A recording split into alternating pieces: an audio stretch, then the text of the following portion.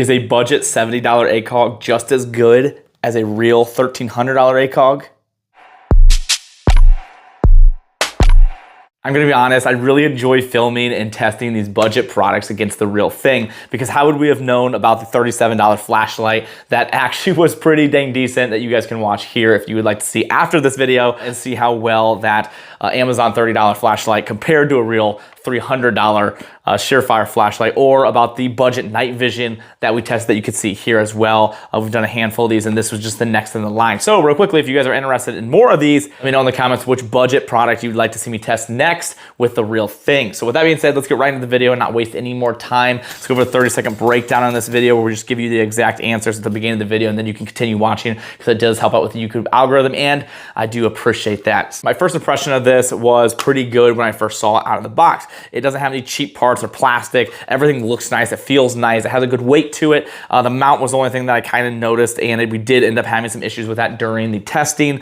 But the bad of this is the eye box is terrible. So that is the distance between your eye and the reticle that you can, or the optic that you can actually see. With the normal Trijicon, you know, your eye box is really far back. You can really put your head anywhere and you're able to see that reticle and see through there clearly. With this, you have to be really close, like about right here, to be able to actually see through this. So that eye box is a problem, probably one of the biggest issues with this scope out of the box. And this thing is most definitely not waterproof. So we had some issues with fogging and water getting in there when we did the water test, which is unfortunate. It didn't happen right away, but it did cause a problem, and that was a pretty big issue. So with all that being said, let's get right into the full video and actually be able to see all the testing and see how this thing handled some of the other tests that we did that might surprise you. And this does actually have a role that we'll talk about a little bit later. Main sponsor of the channel is Brownells, and I cannot thank them enough for everything they do. A lot of the projects and builds and everything has been because of them. I've been a long time customer of theirs, and you can really get anything from them. So definitely go support them and show them some love. Go to my link and my website at tacticalvisor.net, click that, and then you guys will see a bunch of ways to save money and other things there, and go show Brownells some love. And I cannot thank them enough for the support they show me here on the channel. So first thing we did is went out and sighted this thing in, and I was very happy to see how quickly the sighted in, how consistent it was. Because a lot of times when you get the cheaper optics, you're doing the clicks and the values are moving all over the place, and you're like, wow, nothing actually makes any sense. Everything worked really well, and all the clicks that you did held their value like they're supposed to. And then from there, we went out and did some normal shooting, just normal training that we do down at the range. And then we went out to the 100-yard range, and that's when we started running into some issues with consistency. We couldn't get anything like a 2 or 3 shots in a row hitting target. Then we found out that we had some issues with the mount itself. So we shot at 100, and we shot a handful of rounds, had no clue where I was shooting. Finally was able to hit,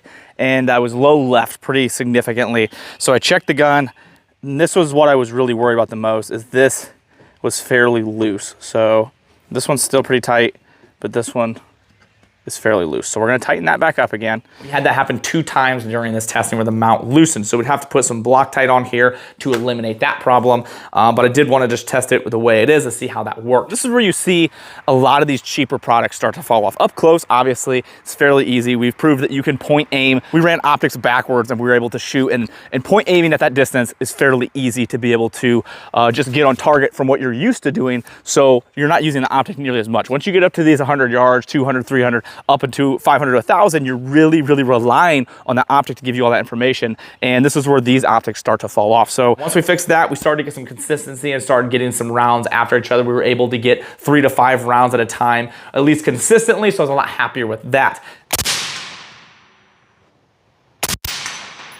Okay. I broke the target, so now it's just kind of dangling over, so it's gonna make it a little bit harder to hit here. Okay. So that's good. That makes me happy. We can get 3 consistent hits. Let's do another one here. Okay. We got consistent hits. That's good. That's exactly what I wanted.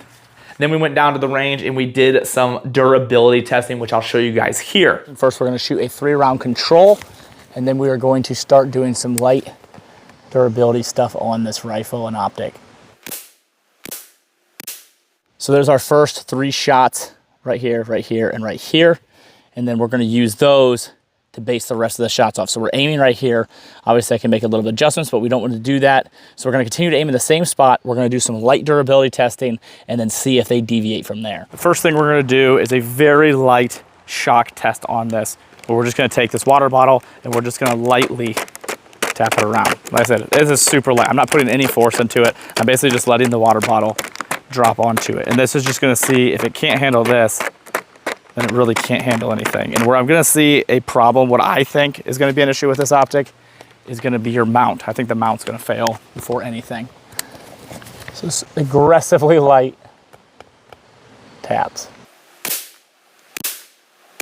So as it should, it stayed right in the area. So let's go back, we'll do a little bit more aggressive. So just a little bit more than what we did before. Just see if any kind of shock will cause a drift in this. So it's still super good. I am not looking for like minor drifts where if we're like doing precision shooting where this is not a good group.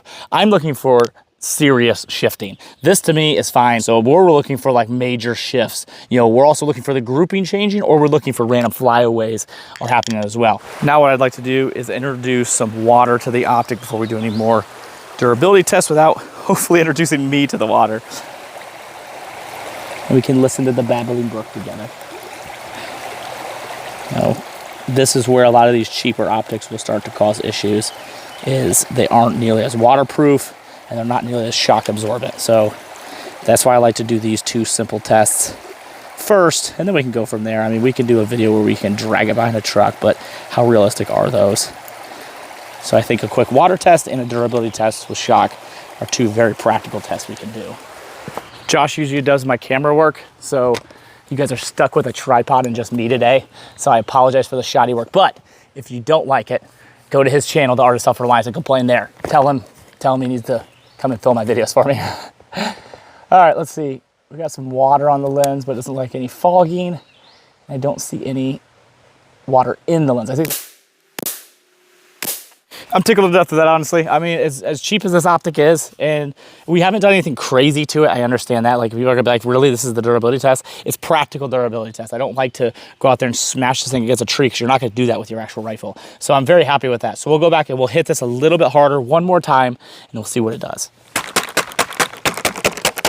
And this doesn't just have an issue with shock. This also can jar parts, break parts. You know, we got fiber optic up here. You know, that's gonna prove how durable the fiber optic itself is. So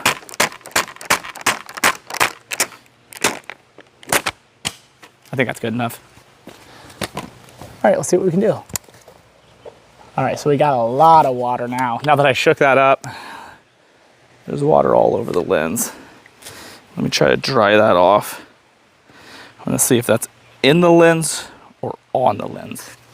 Big difference between peeing in the pool and peeing in the pool. Okay, there is clearly water inside of this optic, and I'm gonna try to give you guys a visual of what I'm seeing.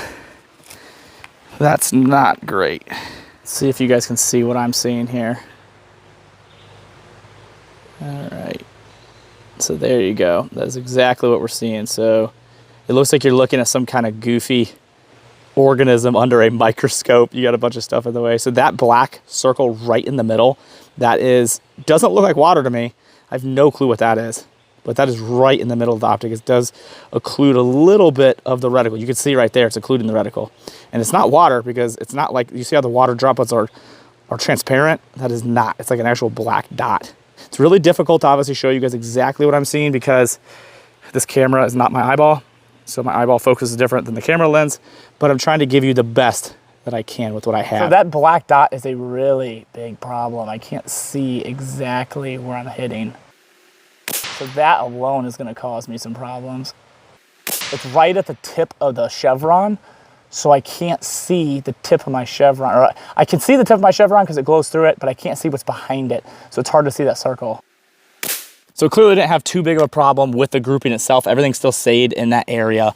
But where it did have an issue is it occluded my view to where it was a little bit harder to make these shots. So that is a problem, and something that an actual Trijicon would not have done. So it stayed on target just fine after the test that we did. We ran into a couple issues. The occlusion with the water is a problem, but we're just gonna do a quick run and see if it caused so much of an issue. If you had to use it quickly, would you still be able to run through a course or be able to engage back and hit what you were shooting at just fine if you had to?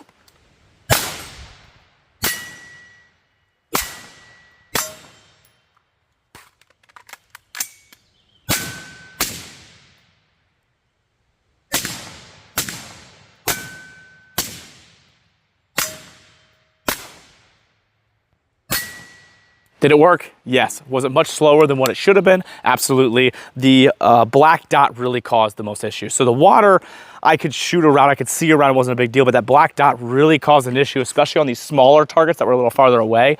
That was really difficult for me to find it and actually take the correct shot. But I'm going to let this sit and dry for 24 hours to see what happens if it completely eliminates that water. If it does, then that's going to be a big benefit, or it's going to remain in there or cause fogging and more issues.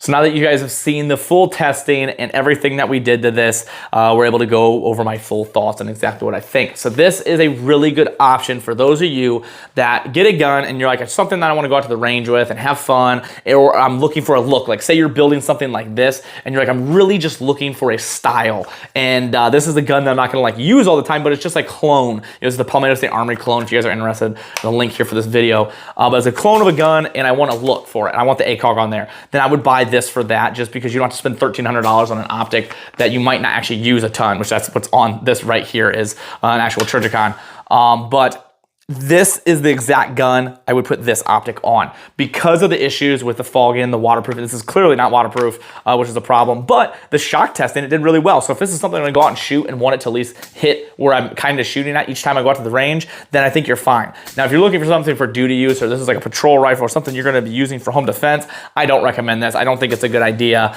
I don't think it's a good enough optic to do that. I think there's a lot better out there for not much more money. You can spend a little bit more money and get a much more quality optic than what this is. So it has a role in that sense that you're looking for a look and a style and you don't want to spend the money, or you just want something decent to go out to the range and you're not going to be dunking or afraid of the rain getting on it, then this would be a really solid option for $70. I don't think you can go wrong, but I really, really do not recommend trusting your life with this thing because I don't think it's durable enough to do that. I still have absolutely no clue what that black oval is in there. I showed you guys a view of it, and it's gotten worse. This whole thing has gotten really, really foggy and really difficult to even look through anymore. So the whole optic itself is probably gonna be taken off and thrown away because it's just kind of junk now with the fogging and everything going on. But I know people are gonna ask, so there's a link in the description from Amazon if you guys are interested to go to Amazon and look for them for yourself. So I hope this video was able to help you make a better purchase decision if this is an optic that you would want to go with, if you think it's better than the original optic. We didn't do any like side-by-side comparison. It's because I've used ACOGs for a long time and these things are incredibly durable optics. They're kind of like the pedestal up there of like durable optics. Trijicon is really good at durable stuff and the ACOG is one of them. So I've used these for years and I've never had issues durability wise. I have tested the crap out of these. So I didn't have to do any drop tests or shock tests side by side. Just know that this is an incredibly durable optic. If you're gonna spend the money, it's well worth it. This is gonna get you everything you want and more on an optic like this. So hopefully this video is able to help you make that decision on, okay, this is exactly what I want, or maybe I'll pass, save my money, put that $70 towards something else and get a better optic. If you're looking to help out the channel and things I do here, there's a couple ways to do that. The main way to do that is to go in my description and find my website, tacticalvisor.net. And from there, there's links to other websites. There are discount codes, there's ways to save money. If you guys really like daily deals on anything that I'm pushing, you guys can go to my Telegram. I'm doing all that there because they don't hide content like some of these other platforms that allow me to say whatever I want because freedom of speech is cool. And you guys can check out my Telegram, my Patreon. If you guys like giveaways, we're doing a bunch of giveaways on there and giving you guys some cool products. So if you join one of the 3 tiers on my Patreon, all of that is in the description. Another giant sponsor of the channel and a big supporter is Howitzer Clothing. Absolutely love these guys. They donate 5% of proceeds to charity. They've been a big supporter of the channel for years now, and I've been a long-time customer as well. And they have a Tactical Visor shirt if you guys are interested. Other than that, I thank you guys so much and I appreciate you all.